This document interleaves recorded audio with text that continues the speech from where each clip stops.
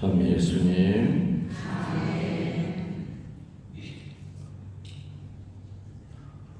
예수님이 세상에 다시 오신다고 했습니까? 아니면 이제 승천했으니까 영영 안 올 거라고 했습니까?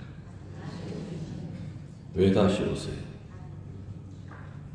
뭐 이렇게 빚 받으러 오세요? 아니면 뭐 빚을 갚으러 오세요? 오시는 이유가 뭐죠? 오신다면 무슨 이유 때문에 오실 겁니까? 예수님이 오신 걸 뭐라 그러죠? 예수님이 재림하신다 그러죠? 재림하신다. 오늘 예수님이 재림했을 때 그 모양이, 그 모습에 대해서 미리 다 설명을 하셨죠? 그때가 되면은 여자 둘이 맷돌질 하다가도 하나 끌고 가고 하나 내버려 두고, 부부가 한 침상에서 있다 하더라도 같이 구원 못 받는다. 다시 말하면 엄격한 개인 심판이 올 것이다. 선한 사람 옆에 붙어만 있다고 해서 그 옆집에 사는 악한 사람이 같이 구원받는 거 아니라는 거죠? 성당에 열심히 나가는 할머니 따라서 수십 년 냉담하던 할아버지가 자동으로 그냥 표 하나 받아가지고 같이 올라갈 수 있다는 거 아니죠? 엄격한 심판이.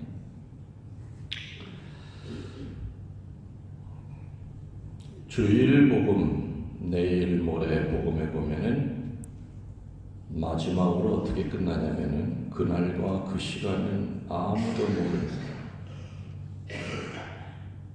예수님이 다시 오신다는 그때가 어느 때인지는 아무도 모르지만 우리는 대략 그림을 그릴 수는 있어요. 뭘 보고? 시대의 징표를 보고,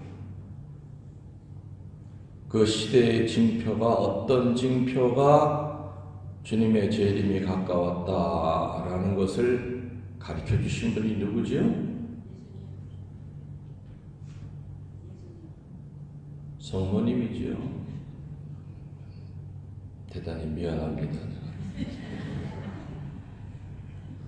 오케이 해야 되는데 예수님의 입에서는 그날과 그 시간은 언젠지 모른다고 했어요. 삼위일체이신 하느님 옆에서 하느님의 뜻을 제일 먼저 알아채고, 어떻게 보면은 예수님 옆에 같이 계시면서 예수님의 눈빛만 봐도 지금 어떤 마음이다 하는 것을 제일 먼저 알고 계시는 분이 누구시죠? 성모 마리아.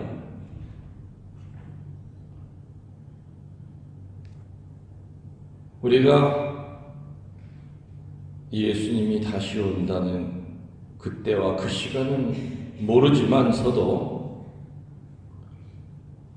하느님의 마음을 옆에서 가장 잘 읽고 계시는 성모님의 예언과 또 성모님이 선택한 자들과 또 2000년 동안 수많은 성인 성녀들의 예언을 통해서 주님이 가까이 오실 때에 그 징표가 이런 징표가 나타날 거다라는 것을 우리들이 짐작을 하면서 내가 살고 있는 이 시대가 그 성모님이 얘기하신 바로 그런 시대인가를 우리들은 이렇게 짐작해낼 수가 있어요. 계시는 요한 묵시록으로 끝나는 공적인 계시가 있어요. 이걸 공계시라고 해요. 그리고 그 후에 2000년 동안은 사적 계시가 전해 내려와요. 그 사적 계시는 지금 얘기한 대로 사적 계시 가운데 가장 권위가 있고 가장 하느님의 마음을 정확히 딱히 찝을 수 있는 사적 계시는 성모님의 계시예요. 그리고 또 어떤 때는 성모님이 직접 나타나서 메시지를 주실 때가 있었죠. 또 어떤 경우에는 성모님이 누구를 선택해서 그 선택한 사람의 입을 빌려가지고 또 메시지를 주실 때가 있어요. 또 수많은 성인 성녀들이 기도 중에 여러 가지 또 음성을 듣고 그 메시지를 전해요. 물론 이 사적 계시는 교도권의 분별이 필요하죠. 나 성모님한테 메시지 받았어. 아이고 그러는 인간들 너무 많아. 짜증나 죽겠어. 요즘도 뭐 일주일 간격으로 누가 그냥 뭐 자기가 예언을 한대요. 또 그 비싼 책을 만들어서 나한테 보내요. 그래서 내가 몇 번 반송하다가 며칠 전에 아이보다 매직으로 써서 보냈어. 이 인간아, 정신 차려라. 이 비싼 돈 가지고 이거를 말도 되지 않는 이거를 책자로 만들 그 돈 가지고 있으면 길거리에 나가서 노숙자들 밥 한 끼 사주라고 그랬어요. 자기가 성모님 행세를 하는 거예요. 보면은 교구마다 그 천주교 무당들이 있어. 우리 본당에도 천주교 무당이 몇이나 사는지 아직 내가 1년 동안 살면서 내 눈에 확 들어온 건 없는데, 보면 돌아다녀 보면은 교구마다 자기가 성모님 메시지 받았다 하면서 피전 끝나고는 주머니에다 쑥 집어넣어줘. 그 뭔가고 이렇게 읽어보면 몇 월 며칠자 성모님 말씀, 신부님은 회개하세요. 짜증나 죽겠어 정말. 신부님은 훌륭하십니다 해도 내가 지금 그 말을 들을까 말까.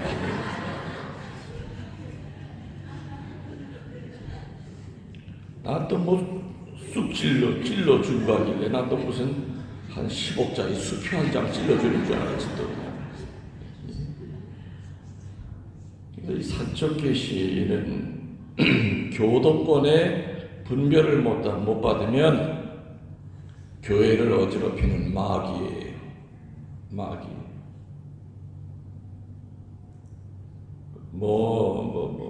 나는 성령을 받아서 하느님의 음성을 듣고 환청을 듣고 환시를 듣는다. 물론 들을 수도 있어요. 그 사람이.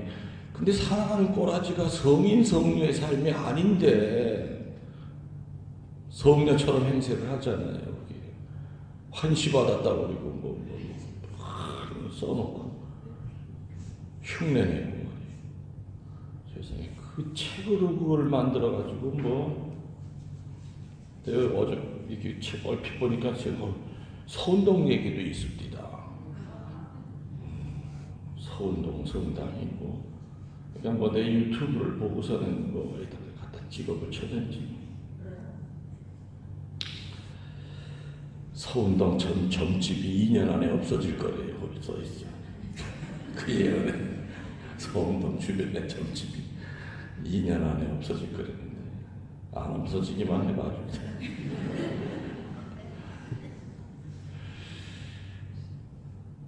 공적인 계시는 뭐로 끝났다고요? 요한 묵시록으로 끝났어요.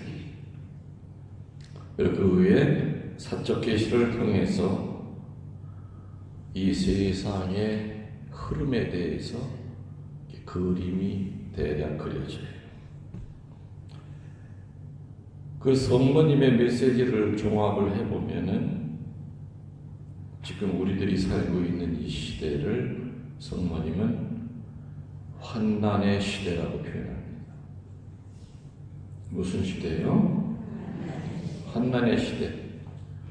그리고 지금 이 환난의 시대라고 하는 징표에 대해서 참 많은 얘기를 하셨어요.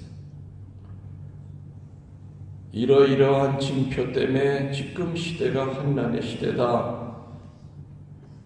첫 번째, 시간이 없기 때문에 그냥 제목만 얘기해 드릴게요. 오류가 교회 안에 퍼지고 있다. 이게 첫 번째 징표라고 그랬어요. 뭐가 퍼지고 있다고요? 오류가. 마치 그 오류가 진리인 양 교회 안에 퍼지고 있다. 요한 바오로 2세는 이 표현을 또 뭐로 표현했느냐? 성당 밖에 있는 검은 연기가 성당 유리창을 통해서 서서히 성당 안을 덮고 있다. 이런 표현을 요한 바오로 2세는 하셨죠. 저명한 신학자들에 의해서 오류가 교회에 번지고 있다. 신학자 입에서 마귀 없어요. 마귀 없어요. 그러면 그 신학자한테 배우는 신학생들은 마귀가 없는 거구나. 그렇게 알겠죠? 본당 신부님 입에서 그 장개틀 필요 없는 거예요. 그거 왜 무릎을 꿇어요? 뒤에 장개틀 없애고 의자 밑줄도 뒤에다 만드는 게 낫지. 사람 많아서 좁아 죽겠는데. 그럼 순진한 신자들은 뭘 다 믿어요. 맑은 물에 잉크 한 방울 떨어뜨리면 순식간에 맑은 물이 새파래져요.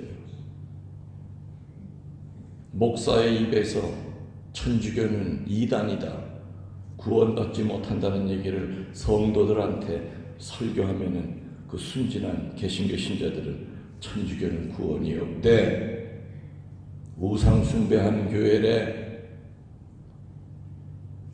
그냥 믿어요. 특히 우리 한국 사람들의 이 종교 심성은 학자들이 분석하기를 기복이 될 수밖에 없대요.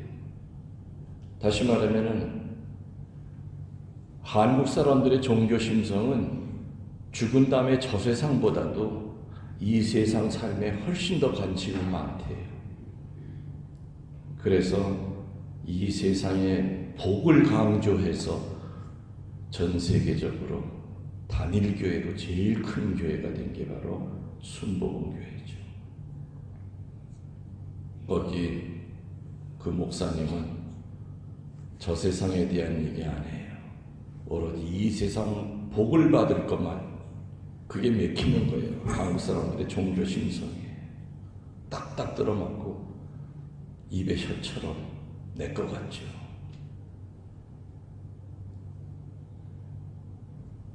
이 세상 삶이라고 하는 것은 죽고 난 다음에 영원한 세상에 비하면 바닷물에 떨어지는 빗방울보다도 작아요. 맞죠?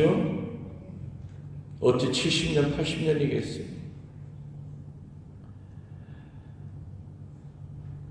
선을 가장하고 성령을 가장하고 예수님의 모습을 가장하고 마치 오류가 진리인 양 교회 안에 연기 퍼져나가듯이 교회 안에 오류가 퍼지고 있다. 어찌 보면 여러분 본당 신부는 긴 세월 동안 피정 지도 신부하면서 신자들, 수녀들, 신부들, 신학생들을 가리키면서 그 오류에 한평생 대항해서 싸웠는지 몰라요. 그 오류에 젖어있는 사제들이 내 얘기를 들으면 거부감이 생기죠. 당연할 거예요. 어떤 신부들은 회개해요. 맞다. 혼란스러울수록, 환난의 시대일수록 전통으로 돌아가야 된다. 깨닫는 사제들도 있지요. 별 생각 안 하고 장개틀 다 띄어 없앴던 신부도 장개틀을 왜 놔야 되는지를 얘기를 들으니까 맞네. 아무 생각도 없이 옆에 본당 띄어 없애니까 우리 본당도 다 띄어 없앴던 건데 무릎을 왜 꿇어야 되는지를 설명을 들으니까 맞네, 무릎을 꿇어야 되는 거네. 왜 미사수건을 써야 되는지를 설명을 들으니까 맞네, 귀찮다고 안 쓰고 다녔는데 미사수건 쓰는 것이 사제가 제의를 입는 것과 똑같다는 얘기를 듣고 그 순간부터 맞는 얘기네. 수녀들이 왜 머리를 가려야 되는지를 얘기를 듣고 난다면은 우리들이 쓰는 미사수건이나 수도자들의 미사 베일이나 같은 뜻이구나 깨달으면 행동으로 옮기게 되지요.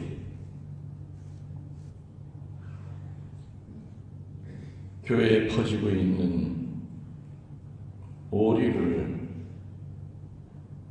분별을 못하면은 그 오리가 진리 있냐 같이 뒹굴고 삽니다. 교회가 다 망가지는 거죠. 아무튼 환난의 시대의 첫 번째 징표는 교회 안에 오류가 번지고 있다. 이게 첫 번째. 두 번째 징표는 독성죄가 만연하고 있다. 독성죄라는 것은 말 그대로 거룩한 것을 욕되게 하는 거죠. 지금 이 세상은 독성죄가 퍼져 있지 않은 데가 없습니다. 문학, 예술, 그림, 아무튼 모든 분야에 있어서. 어제도 영화 찍는 사람이 날 찾아와서 영화 촬영 뭘 하는데 정당 좀 쓰게 해달라. 먼저 시나리오부터 나한테 보내라. 감독이 쓴 연출할 이 영화가 교회에 또 세상을 정화시키는 데 도움이 된다면 왜 내가 안 빌려주겠느냐. 일단 각본부터 나한테 보내라 그랬어요. 내가 읽어보고 그래도 이거는 순기능을 가지고 있는 영화다. 역기능이 아니라 악기능이 아니라. 그럼 내가 오케이 한다고 했죠. 영화를 만드는 감독을 마귀가 휘어잡으면 그 감독을 통하여 마귀의 사탄의 영화가 만들어져요. 맞죠? 그럼 얼마나 많습니까 요즘.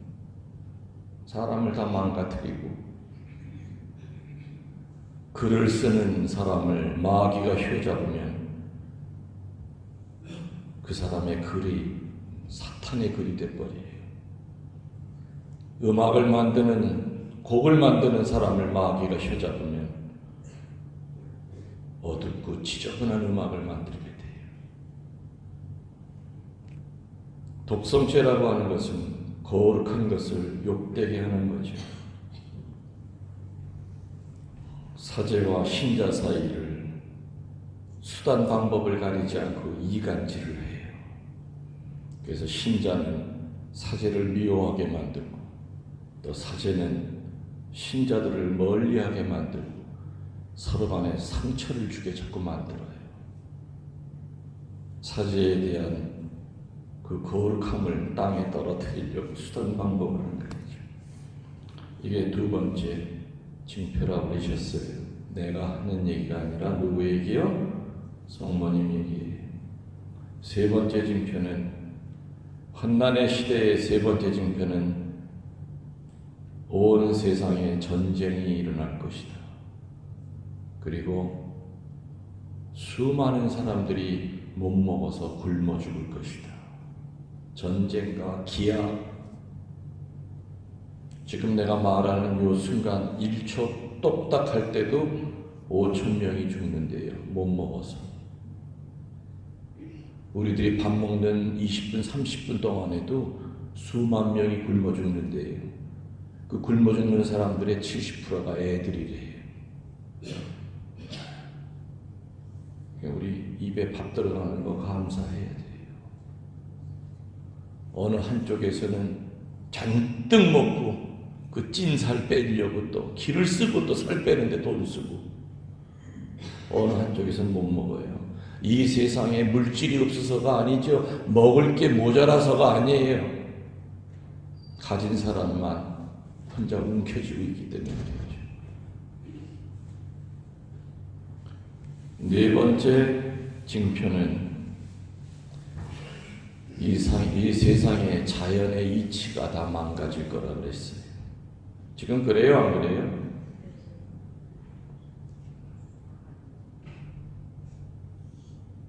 우리 뉴스만 들으면은 중국에서 뭐 날라온다 그래요? 미세먼지, 황사, 그죠? 지금 하늘도 노랗죠? 오늘 오실 때. 이게 점점 해마다 더 심해질 거예요. 어쩌면 우리 이제는 파란 하늘 못 볼 날이 올 거예요. 미세먼지뿐이겠습니까? 쓰나미라든지 그런 모든 것이 보면은 너무 매연이 많이 나오다 보니까 공기가 다 흐름이 전부 다 깨지는 거예요. 나무를 너무 많이 베어내다 보니까 아마존에 있는 그 수많은 나무들을 빼내다 보니까 산소가 부족해. 여러 가지 문제들. 사막에 눈이 내리고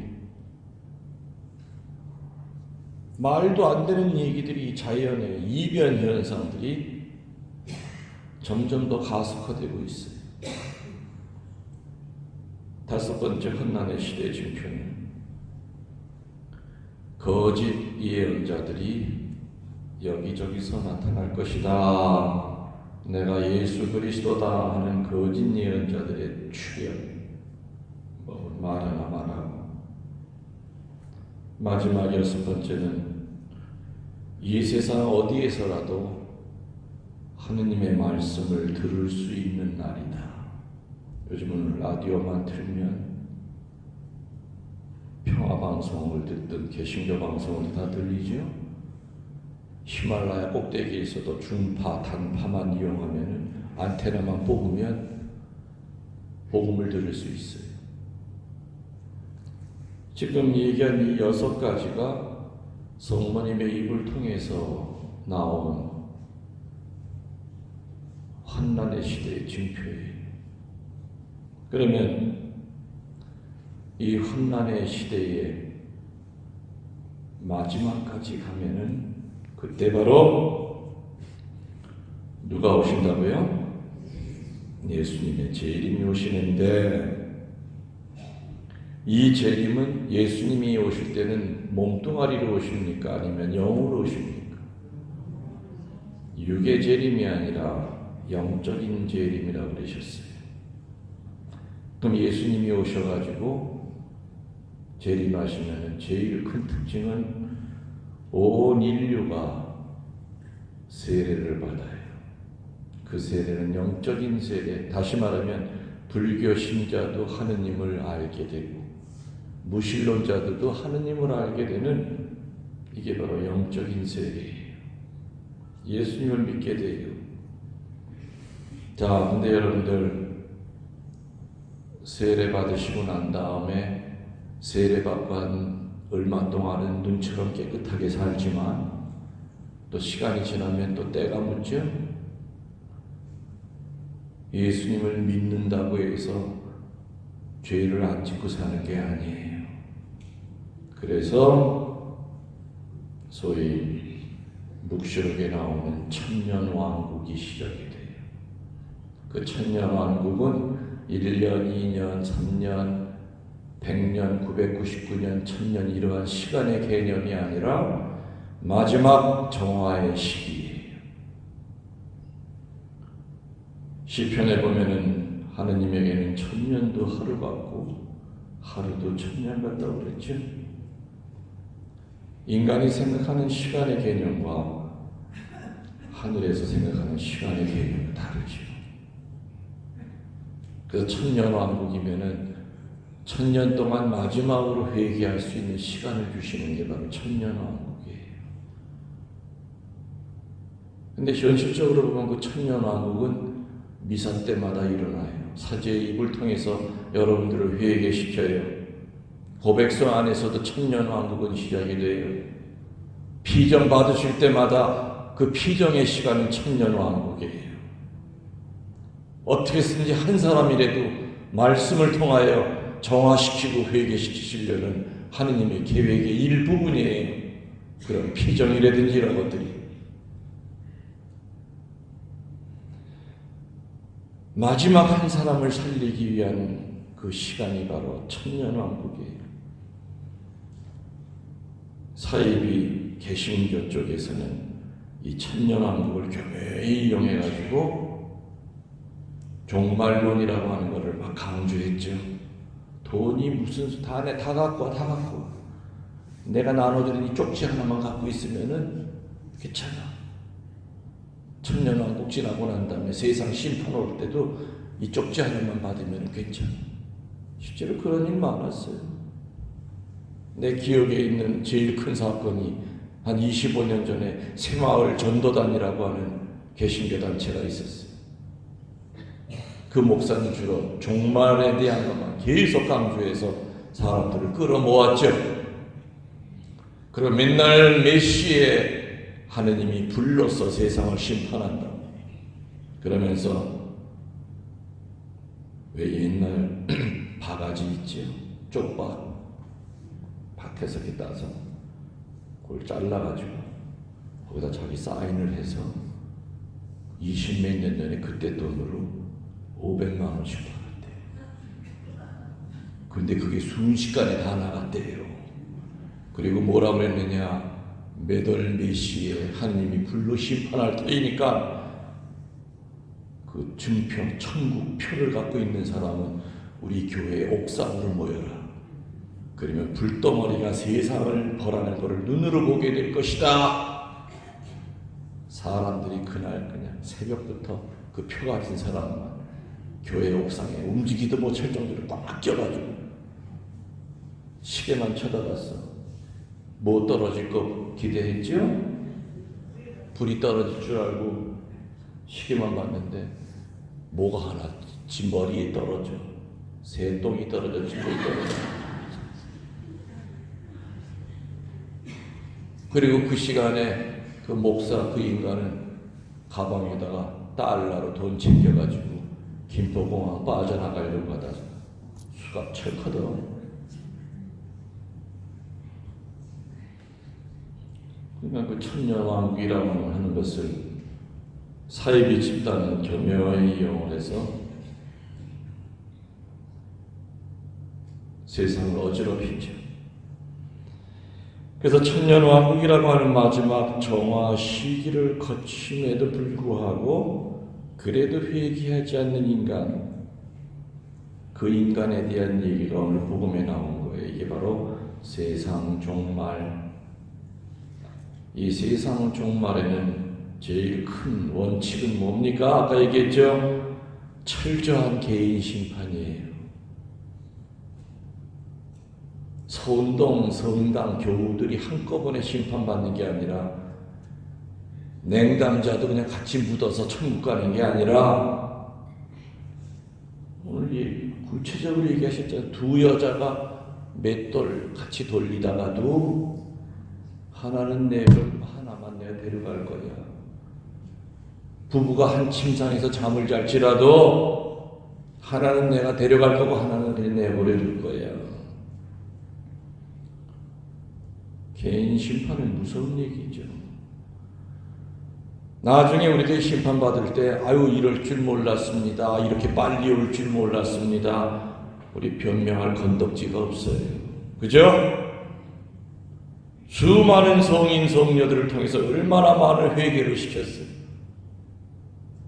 1년 동안 신자 생활하는 수십 년 동안 얼마나 많은 천국에 대한 이야기를 듣고 얼마나 많은 회개의 말씀을 들었고 은총을 받는 그 방법을 들었냐 이거예요.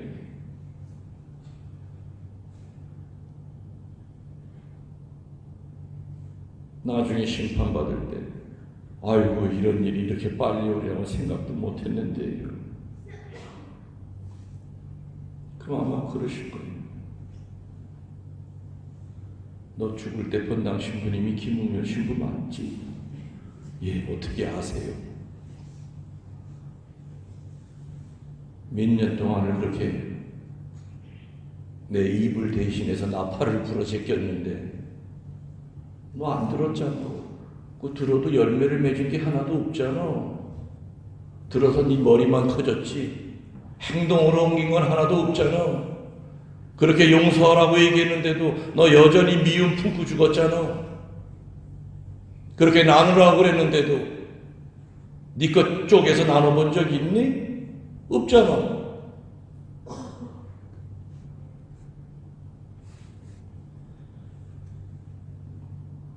죽은 다음에 내 핑계 대지 마세요. 저도 나 살기 바빠요. 나도 내 영혼 구하기 바빠.